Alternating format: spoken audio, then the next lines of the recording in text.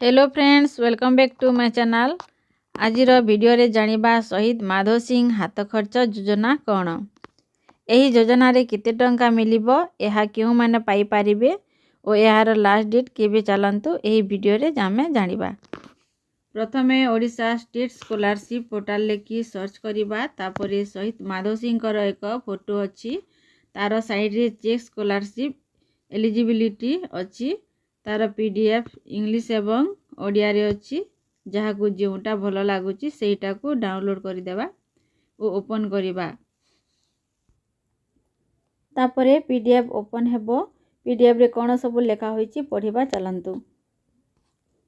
अनुसूचित जनजाति और अनुसूचित जाति उन्नयन एवं संख्यालघु संप्रदाय और पछुआ वर्ग कल्याण विभाग शहीद माधव सिंह हाथ खर्च योजना। अनुसूचित जनजाति वर्गर छात्र छात्री मानक मध्य पाठपढ़ा अधारू छाड़बार हार कमाइबा उद्देश्य राज्य सरकार शहीद माधव सिंह हाथ खर्च योजना आरंभ करिसंती। एही योजना अधीन रे नवम एवं एकादश श्रेणीर नाम लेखाइथिबा अनुसूचित जनजाति छात्र छात्री मानकु एककालीन 5,000 टंकार प्रोत्साहन राशि प्रदान कराजिबो। एही प्रोत्साहन राशि द्वारा अनुसूचित जनजाति छात्र छात्री मानक माध्यमिक एवं उच्च माध्यमिक शिक्षा संपूर्ण करने एवं अधिक मात्रा रे नाम लेखा पंजीकरण को प्रोत्साहित करबा पई परिकल्पना करा जायछि।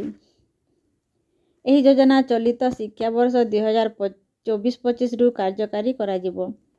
एही योजना केवल अनुसूचित जनजाति छात्र छात्री मानक पई प्रयोज्य जेउ मानकर वार्षिक पारिवारिक आय 2,50,000 टंकारु अधिक होई न थिबो।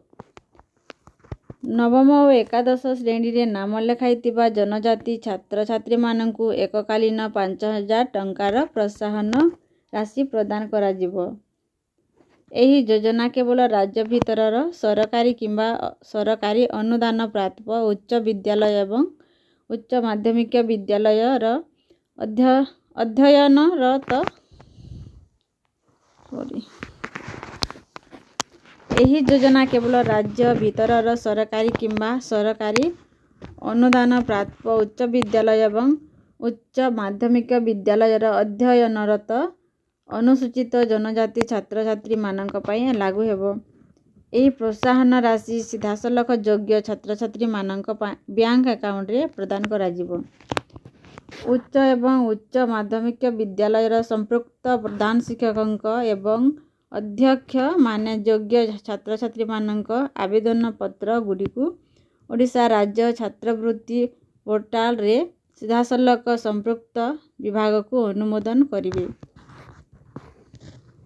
सेथि निमंते समस्त योग्य छात्र छात्री अभिभावक माने यथाशीघ्र सेमानंक विद्यालयर अध्यक्ष प्रधान शिक्षक निकट रे अभिभावक आय प्रमाणपत्र सहित छात्र छात्री जाति प्रमाणपत्र आधार एवं बैंक पासबुक प्रथम पृष्ठार नकल दाखल करने को अनुरोध करा जाय अछि।